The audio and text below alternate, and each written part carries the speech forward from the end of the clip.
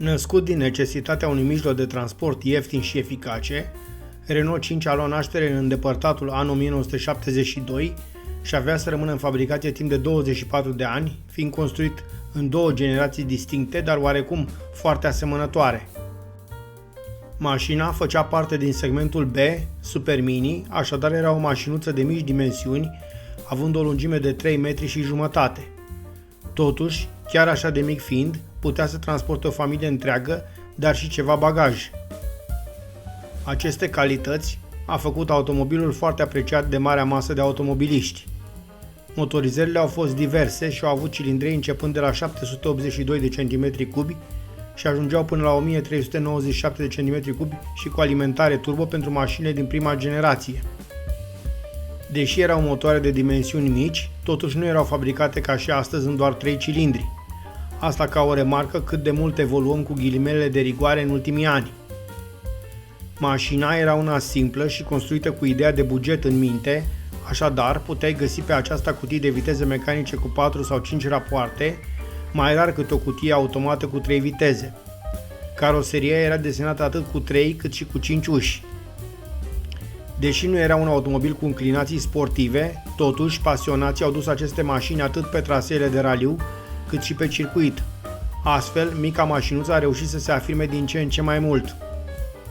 Odată cu evoluția grupei B, mașina a ajuns să aibă motorul montat central în habitaclu, iar caroseria a fost ultramodificată, în special în zona spatelui. Astfel, mașina și-a căpătat un renume sportiv, Renault 5 Turbo însemnând mult pentru lumea competițiilor rutiere, unde în 1981 avea să obțină victoria în raliul Monte Carlo, condusă de Jean Ragnoti. Deși vestitul Renault 5 Turbo nu avea mai nimic cu mașina de serie, acesta a reușit să ridice mult imaginea automobilului în ochii publicului și a promovat foarte bine vânzările acestui model. Atât de apreciat a fost modelul încât în 1984, în loc să-l scoată din producție, l-au modificat într-o oarecare măsură și au creat generația a doua, generație care avea să rămână în fabricație până în 1996. Pentru ca acest lucru să reușească, la redesenarea noii generații a lucrat chiar prolificul desenator italian Marcello Gandini. Atât datorită acestuia, sau poate calităților pe care le avea mașina, și generația a doua avea să fie foarte apreciată. Odată cu această generație, nu au fost aduse îmbunătățiri doar părții de design, ci și tehnic, adăugându-se și motoare noi, F2N și F3N, cu cilindree mărite până la 1721 de cm3. Ba chiar a fost adus în ofertă și un motor diesel de 1596 de cm3. Micuța mașină a avut o gamă largă de motorizări. Astfel putea avea pe Renault 5 de la 42 până la 120 de cai putere și chiar un motor diesel de 55 de cai. Astfel, mașina putea avea demaraje de la jalnicul 19,3 secunde până la minunatul 7,6 secunde în cazul lui GT Turbo. Se înțelege că la acest rezultat un important factor era și greutatea mașinii, care niciodată nu a depășit 840 de kg.